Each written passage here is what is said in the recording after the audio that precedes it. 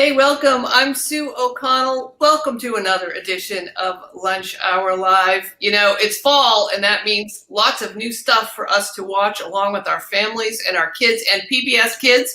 And GBH is back in action with another season of the hit children's series Pinkalicious and Peterrific. It's based, of course, on the best-selling books by Victoria Kahn. Pinkalicious encourages kids to engage in the arts and self-expression, sparking imagination and creativity. And just when you thought Pinkalicious couldn't get any more popular, starting on October 26th, you and your children can sing along to the Pinkalicious and her little brother on the Pinkalicious and Peterrific podcast. That's a lot of P's for a podcaster, but we're going to get a behind-the-scenes look today into the new season and what it's like, you know, creating a Pinkaperfect podcast for kids. But first, let's take a look at a clip from the newest season of Pinkalicious and Peterrific. Mom, would it be okay if Pinkalicious brought a friend to class today? Oh, of course, honey. My mom says it's okay. Any friend of Pinkalicious's is... Oh, my! Now, everyone, stay calm. You didn't mention Pinkalicious's friend was Her name's Pinkfoot, Mrs. Cooper. She really wants to learn dance, Mom. You said it was okay. I did, didn't I? Welcome, Pinkfoot. Class, say hello to our newest dancer, Pinkfoot. Hello, Pinkfoot. Hello. Pinkfoot's never taken a dance class before, Mrs. Cooper. Just do the best you can, Pinkfoot. Okay, class. Everyone in position. Dancing is so much fun. I think you'll love it. Just do what we do. We'll begin in first position. And plie. And straighten. Arms up. And out. Very nice. And repeat.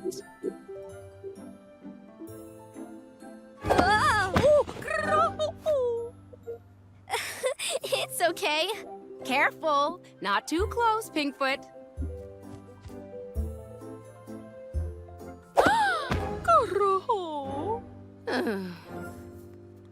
Okay, everyone. Let's practice our grand jetés. One at a time, dancers. And grand jeté. That's it. Lightly, like delicate little snowflakes, just blowing in the breeze. Your turn, Pinkfoot. Oh,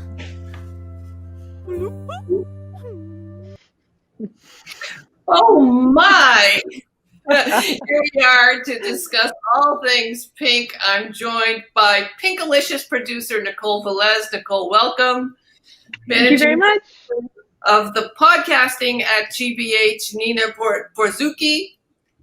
Hi. And GBH Marketing Manager, Nicki Sirianni. Welcome to Lunch Hour Live. We remind folks watching us that if you have some questions or comments, just go ahead and put them up on your screen and we will get them to our fabulous Pinkalicious.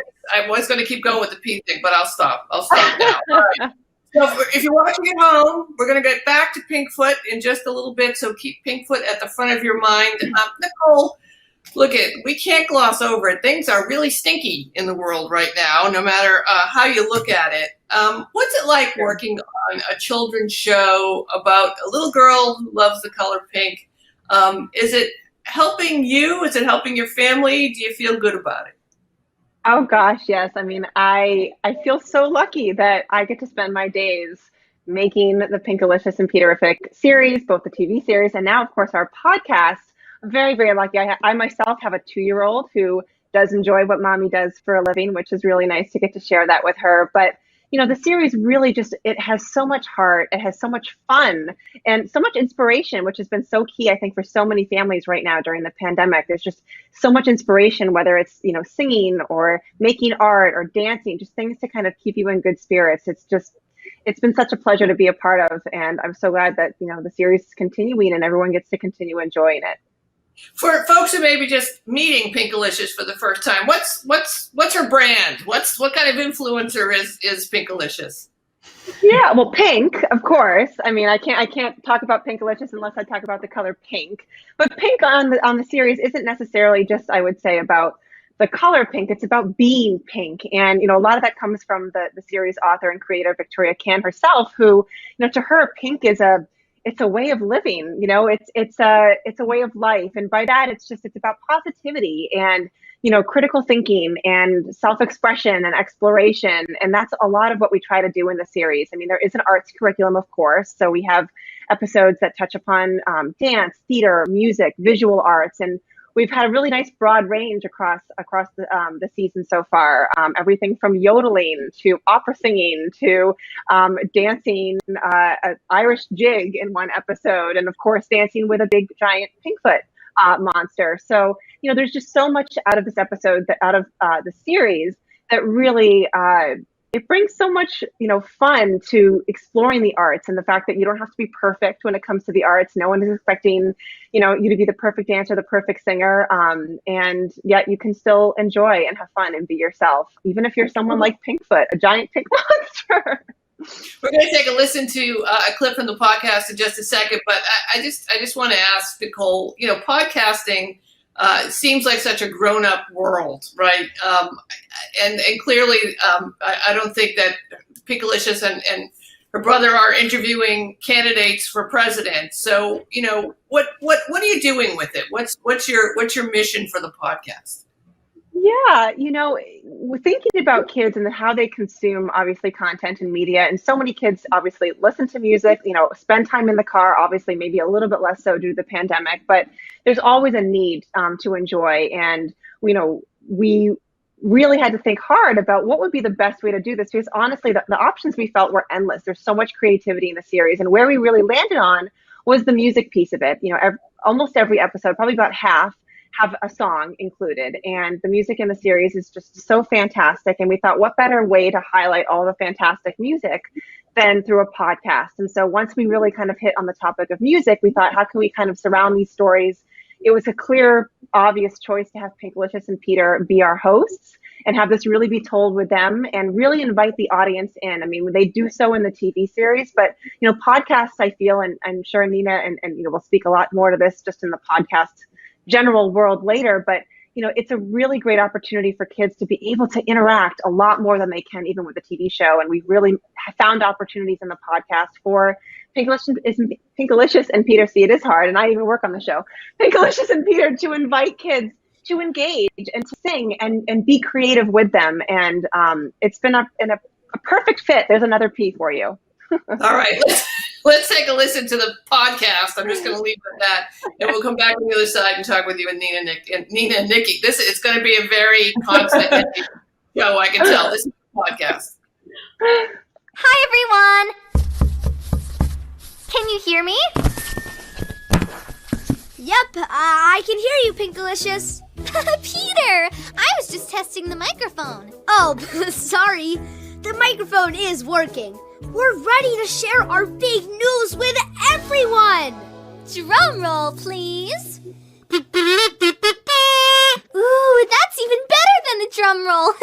Friends out there, we're doing our own Pinkalicious and Peterrific podcast! Pink is the fun of twirling around and scooting and honking the happiest sound, or climbing on blocks to the moon up above. Pink is a feeling of joy and love. We're inviting all of you to a Pinkcredible listening party. We'll play and sing and share some of our favorite songs. Anyone can pretend. Just try it and you'll see. With a little imagination, you can be anything you want to be. Pink Imagine It.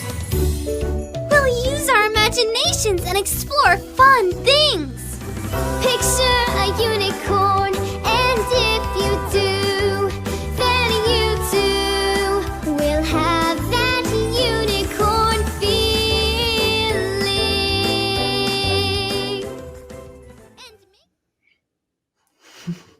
That just puts you in a good mood no matter what. Nina, your job Totally. is creating podcasts at GBH. I remember 20 years ago when I got a TiVo, the first DVR, and I thought, wow, wouldn't it be great if there was like a TiVo for radio? But that's as far as my thought went, so I didn't invent podcasts. But I'm wondering what it must be like to be working on a podcast for kids, which I don't really think there are that many of them. What kind of gifts or surprises have you had in this process? Yeah, so I actually have to make a plug for all the GBH podcasts. It's been a really fun year. We just have launched a bunch of content. We've launched a new Nova show called Nova Now. We launched a new Antiques Roadshow podcast called Detours. And we have launched 2 kids shows. Our first sort of entree into the kids podcast world was with Molly of Denali. And we launched it as a prequel to the series launching. And we didn't know what we were going to expect. We put out this 8-episode series, and it was a huge success. We had kids clamoring, and Nicki can talk a little bit about some of the things that they were sending in, like on social media, just about the podcast and that experience. And from then on, the children's group was like, hey, there's something here. Because to be frank, from a business perspective, podcasting, there's like 1 million+ podcasts in the general audience space. It's a really crowded space. However, with podcasting for children, it's super nascent, and there's a lot of room to explore and grow, and to try out new things. And I don't actually know of too many sing-along podcasts. So in Pinkalicious and Peterrific, we are exploring kind of a new genre of this, like, Pinkalicious and Peter being like DJs and introducing these songs and having these little stories in between, and kids being able to sing and dance along with the podcast. So it's like this new added element. So we'll see how that hits, but I have a big feeling, because I've been listening to all of them, that it's going to be very catchy. It's an extremely catchy series. It's so fun. It's so delightful. It's such a nice break from, frankly, like the monotony that we're all experiencing at this moment, to stick this on, to not have a screen. That's the other thing, like, that GBH has been thinking about. Like, so we want to have our brands kind of be everywhere that kids are. And so when you want a little bit of break from a screen, we're all on Zoom all day long. Even our kids for school are on Zoom all day long. I have a 1-year-old, and he, during daycare break, was on daycare Zooms. It was crazy. But now you can, like, sort of throw on the Pinkalicious and Peterrific podcast. You can have a singing, dancing art break. So I'm really, really proud of the product, and I'm really, really excited to hear feedback from kids. Nicki, how do you market this, right? I mean, how do you cut through? How do you get to the parents to make sure that they know that it's a good thing for their kids to listen to? Do you look at it as an accessory to the show, or do you look at it as its own entity? What are some of the deep thoughts that go into how you're going to take care of marketing and getting the word out about the podcast? Yeah, no, it's a really great question, because a lot of times when you think about marketing, you can't market really to a 3-year-old, right? You can't be like, sign up for this email, because 3-year-olds don't do that. So we're really thinking about our parent audience, and we're thinking about our educator audience. With Pinkalicious, we think about preschool teachers, art educators, and then parents of young children. We have such brand loyalty with our PBS Kids and Pinkalicious and Peterrific fans, but we're also really looking at tapping into new audiences, maybe people who have never heard of PBS Kids but like podcasts, or those PBS Kids parents who maybe have never even experienced a podcast before. So we're trying to reach them in all those different places, and we have a bunch of different strategies for doing that. But for this podcast in particular, my favorite thing that we've created is a activity series email guide companion. And what that is families can sign up for this, and what it will do is it will give them activity ideas, book recommendations, and other things in the Pinka universe that we call it. So we can bring them in and really introduce them to all the wonderful things that we've already created for Pinkalicious, and also give them, more supports for things to do at home. What's so great about the arts is it's a great way for kids to kind of process things that are going on and deal with their emotions and feelings.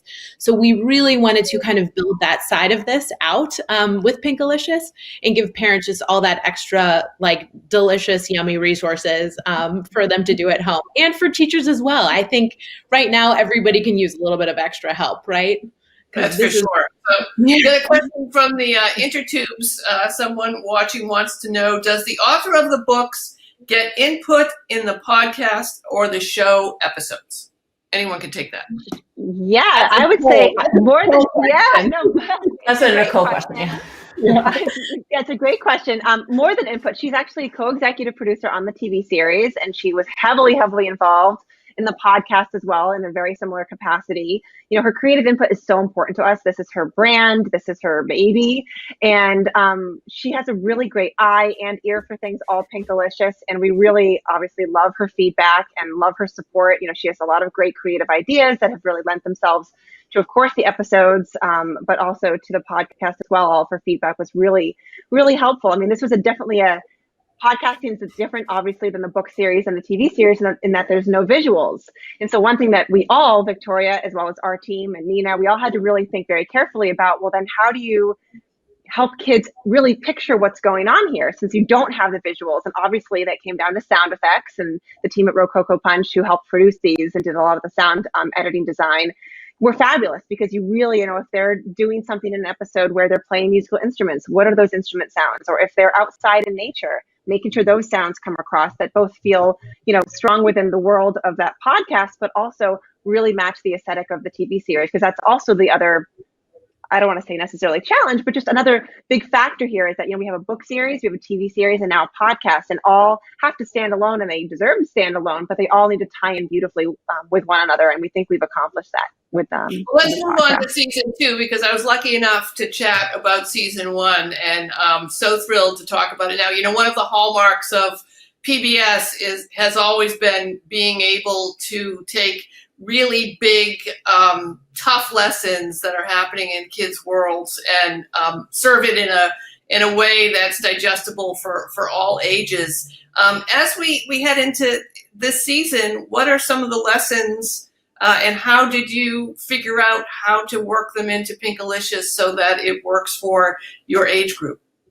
Yeah, I mean, pro-social learning goals is something that I think PBS just does really well with all of their series. And, you know, we strive to do that, of course, with Pinkalicious and Peterrific. And, you know, we've really, I think, kind of honed in on, you know, the topic of empathy. You know, this season, a lot of kindness has been incorporated. I mean, it's been so important, I think, especially with everything going on about, you know, how to express your feelings, as even Nicki pointed out. And, you know, we've had episodes that, you know, are about everyday experiences that a kid will have. You know, a kid gets glasses for the first time and they're feeling self-conscious, or, you know, another child feels like they can't do something and they're struggling to do something. And how do you adapt to that? It's a lot of what the Pinkfoot episode is about, that we'll hopefully see that last clip in the end. So much of the season, you know, was about really kind of taking into account what a person is feeling and how to help them through that. One of my favorite episodes from season 2 so far that already premiered was an episode called Cheer for Archie, where Pinkalicious's best friend Jasmine, her pinkfish Archie, seems a little sad, and she and Pinkalicious kind of really think about and brainstorm, well, how can we make our fish happy? And they think, well, do we bring them to the aquarium? But then, you know, would that mean I don't get to be with my pinkfish anymore? And there's a fabulous song in that episode called When You Miss Someone. And I remember, you know, making a TV episode for Pinkalicious, that takes about a year from like when you're writing that script to when that episode is delivered and all the animation is done. And so obviously when we were producing this episode, it was well before the pandemic.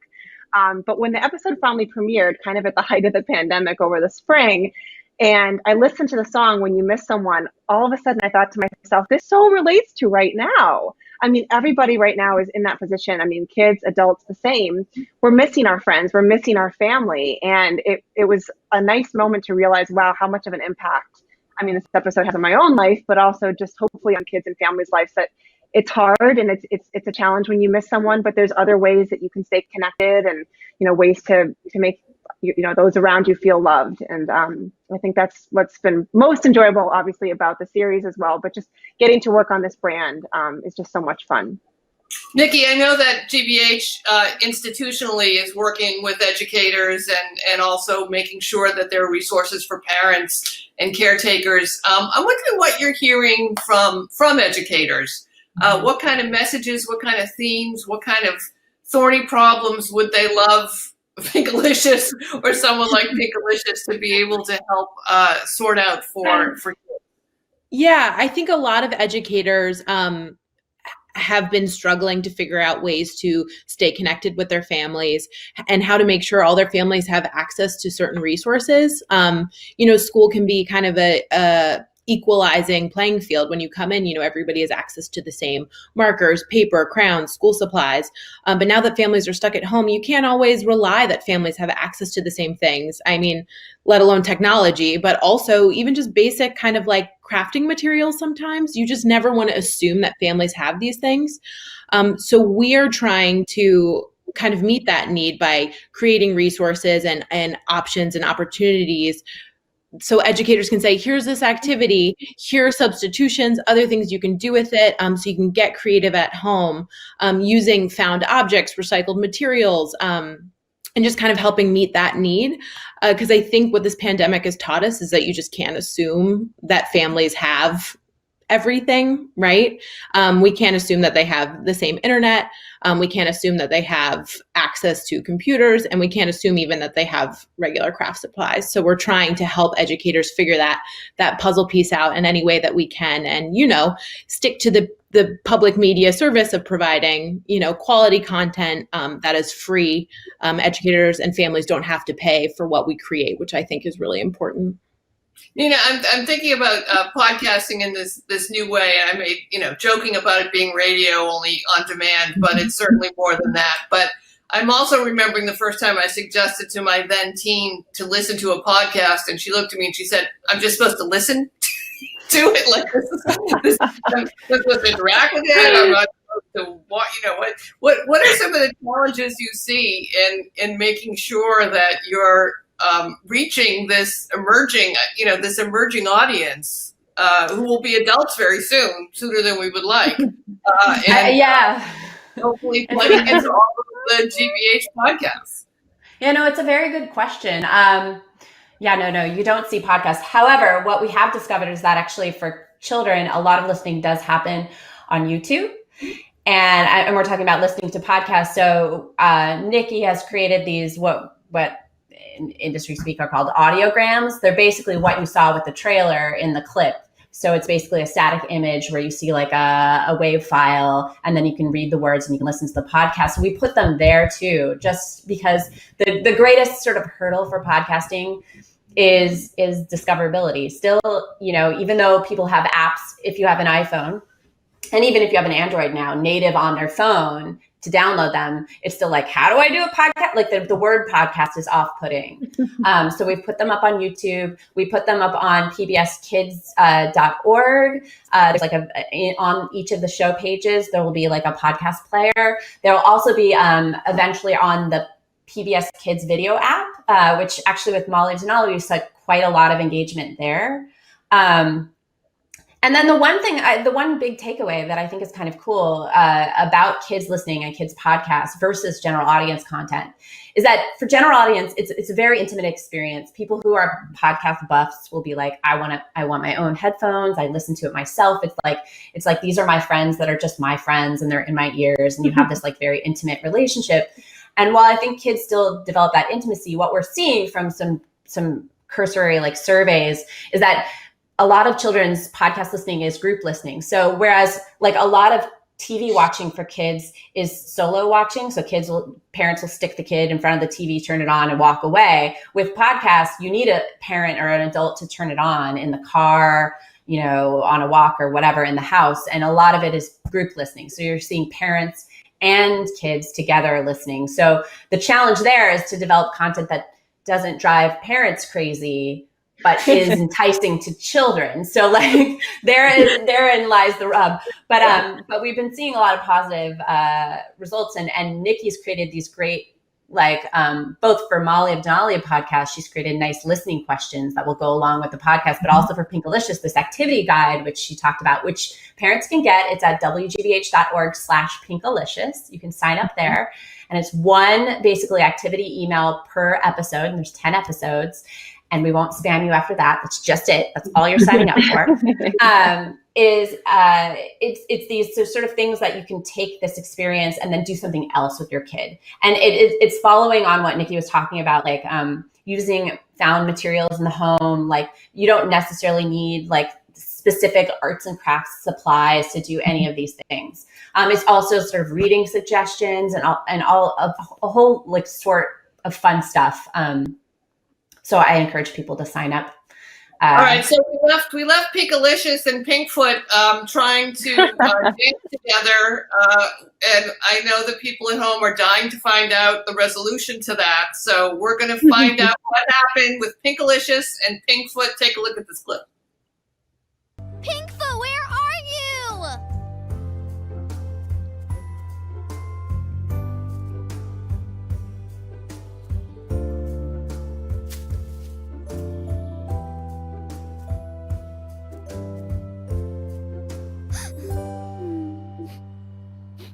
There you are.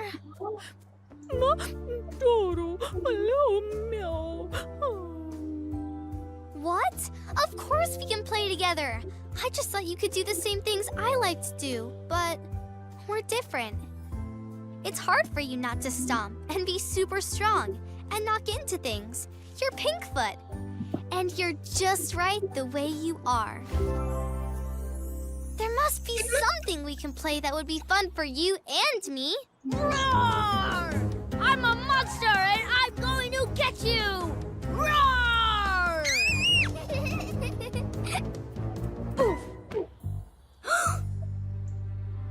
Pinkfoot! Frida, this is Pinkfoot. She's our friend. It's not Klingon that Pinkfoot's speaking, is it? So what's our takeaway lesson from this episode? I mean, going back to the whole, goal of the whole series, again, it's that empathy card. It's really showing kids that, maybe if someone's not having a good time playing an activity that you're playing, maybe you're really good at soccer and your friend is over and they're really struggling. Well, maybe try and ask them what they might like to do, and that simple lesson. I mean, obviously we did it with a fun monster-sized character here in this example, but it really kind of touches upon any relationship a kid has with a friend who maybe is good at something else or likes something else that's a little bit different, and that different is okay, and everybody is allowed to have their own preferences, and sweet message, hopefully that relates to everybody. All right, let's recap. So when does the season start? Season 2 is already launched, and we do have a new Thanksgiving episode coming November 16th. You'll get to see the Pinkfoot episode as well as a Thanksgiving episode. We also have 2 holiday episodes coming in early December. And then podcasts, first 2 episodes drop on the 26th of October. Trailer is out now for you to listen to over and over and over and over again. As you will in the future, I'm sure. Thanks to the 3 of you for joining me. Great to see you guys again. Nicole, Nina, Nicki. All these consonants. It's almost like it's a Thanks for watching, and thanks for watching us on Facebook and YouTube. I'm Sue O'Connell. I'll be back again with Nova next week and their new program, Can We Cool the Planet?, where we'll answer that question and more. Thanks for watching. Enjoy the rest of your week. I'll see you soon.